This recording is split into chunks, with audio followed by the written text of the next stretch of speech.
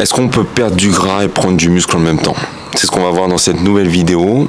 Je pense que le sujet il est un peu plus complexe que ce qu'on voudrait nous faire croire et je vais tâcher de répondre à cette question avec mon expérience de terrain de coach depuis maintenant plus de 10 ans pour vous dire ce que je vois un petit peu au quotidien et ce qui me semble être la réalité pour réussir à optimiser cette équation. Allez go, on y va en piste. Je vois beaucoup de gens qui reprennent le sport après une longue période de disette ou qui commencent le sport à partir de 35-40 ans et qui se retrouvent effectivement avec une composition corporelle qui leur plaît pas spécialement.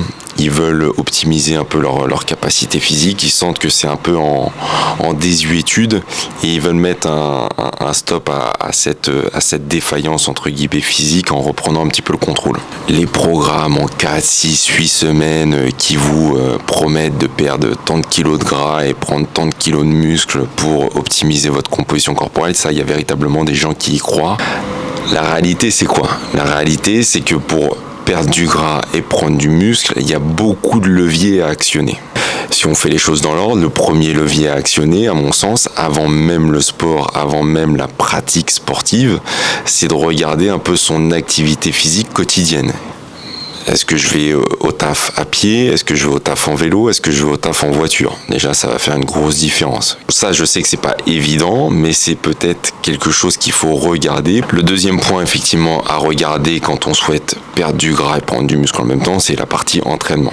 Souvent, on veut faire un petit peu tout en même temps. On veut s'orienter vers des activités type cross-training, crossfit, HIIT, etc., etc., en se disant que l'intensité, la formule justement où je vais mettre beaucoup de rythme, beaucoup d'intensité dans mes entraînements, ça va être très bien et ça peut être le cas, j'ai rien contre ça, mais moi ce que je remarque c'est que pour beaucoup de gens il faut passer déjà par une phase d'apprentissage technique évidemment, parce que quand on veut mettre rapidement du rythme sur certains mouvements, certaines séances, certaines activités, on est très vite débordé, puis on est très vite dégoûté aussi parce ce qu'on nous propose et on n'est pas forcément à l'aise avec le rythme de la session, etc., etc. Et bref, on a du mal à suivre le rythme.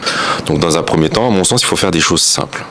Vous voulez prendre du muscle, faites de la musculation, faites-vous accompagner en musculation, 1 à 2 séances par semaine si vous avez la possibilité de les faire. Vous voulez perdre du gras, optimiser votre composition corporelle, augmenter votre dépense calorique journalière, développer vos capacités cardiovasculaires respiratoires, faites des choses simples.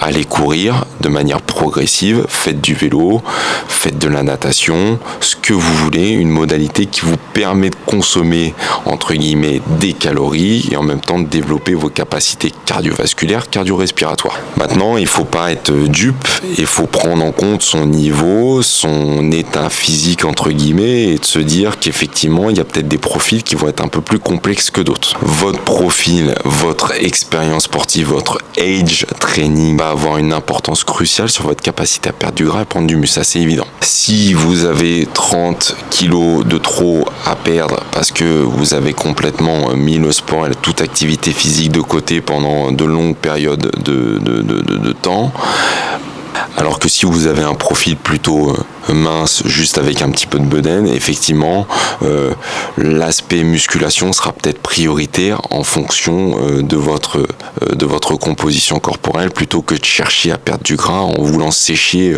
trop rapidement, étant donné que vous n'avez pas spécialement de masse musculaire en dessous sur votre structure.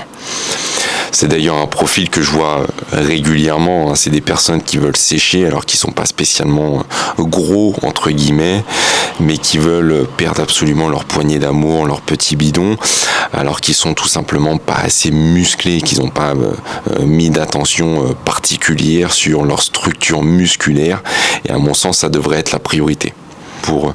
Quand on souhaite se concentrer sur la perte de gras et la prise du muscle, il me semble évident de se concentrer effectivement sur l'alimentation. Alors l'alimentation c'est un vaste sujet, surtout en fonction de son profil, mais il y a des points qu'on ne peut pas négliger, moi j'en compte au moins 5. Ces points-là, c'est premièrement, manger à horaires réguliers pour avoir des stimulations hormonales les plus régulières possibles et éviter notamment les pics de glycémie, grignotage, etc., tout ce qu'on connaît. 2, manger suffisamment de protéines. Je vois beaucoup de gens, notamment ceux que je suis à distance, notamment au niveau de l'alimentation, qui, à mon sens, n'ont pas une consommation protéique suffisante en rapport avec leur activité physique. 3, manger suffisamment de végétaux, et notamment des légumes.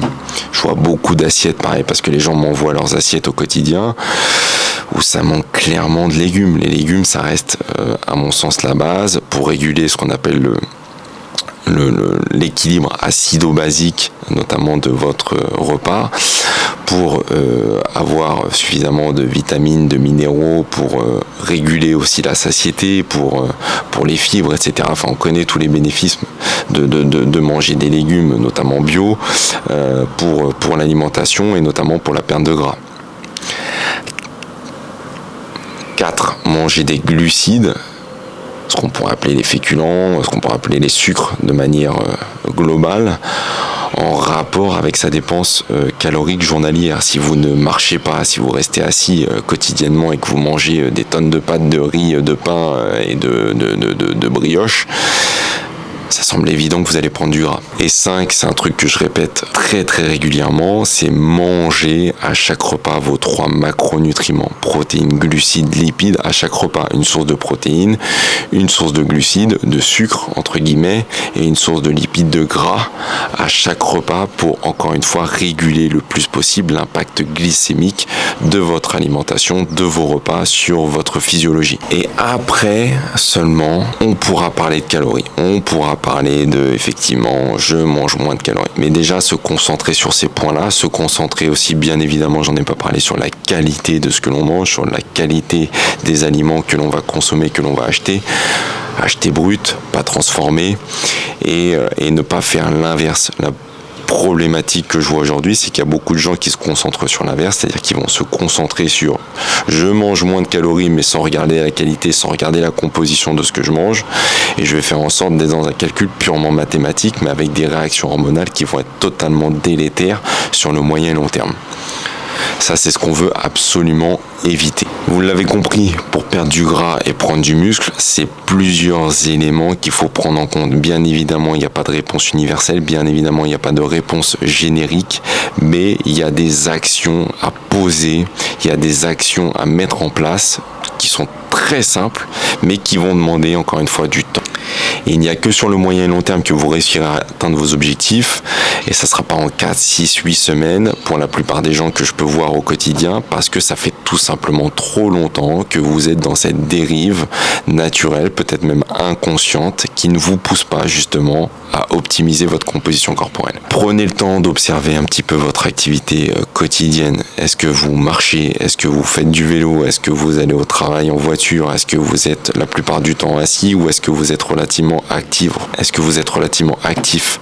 Prenez en compte ces éléments et essayez de les optimiser. Faites du sport en vous concentrant sur des choses simples. Musculation, travail cardiovasculaire, à raison de 2 à 4 fois par semaine, c'est la moyenne de ce que je peux voir moi au quotidien avec mes élèves. Prenez le temps d'analyser votre profil. Est-ce que vous êtes plutôt obèse, vous n'avez pas fait de sport depuis très très longtemps, ou est-ce que vous êtes plutôt skinny fat, vous faites un petit peu de sport mais vous vous concentrez pas spécialement sur les bons leviers pour optimiser votre composition corporelle? Prenez le temps d'analyser tout ça et vous orienterez votre pratique sportive en fonction de ces paramètres-là. Et enfin, regardez du côté de l'alimentation avec les 5 piliers que je vous ai donnés pour optimiser justement cette alimentation, cette nutrition, pour favoriser cette équation de prendre du muscle et de perdre du gras. J'espère que cette vidéo vous aura donné les clés pour comprendre un petit peu les paramètres à prendre en compte pour prendre du muscle et perdre du gras. Encore une fois, du bon sens, du pragmatique. Ça sert à rien d'aller vers des choses extrêmement compliquées. De toute manière, tout ce qui est compliqué n'est pas tenable sur le moyen et long terme, et c'est sur le moyen et long terme que vous aurez la majeure partie de vos résultats. Je vous dis à la semaine prochaine pour une nouvelle vidéo. N'hésitez pas à mettre en commentaire vos retours. N'oubliez pas les j'aime, les partages, et parlez-en autour de vous. Je vous dis à la semaine prochaine. Ciao, ciao.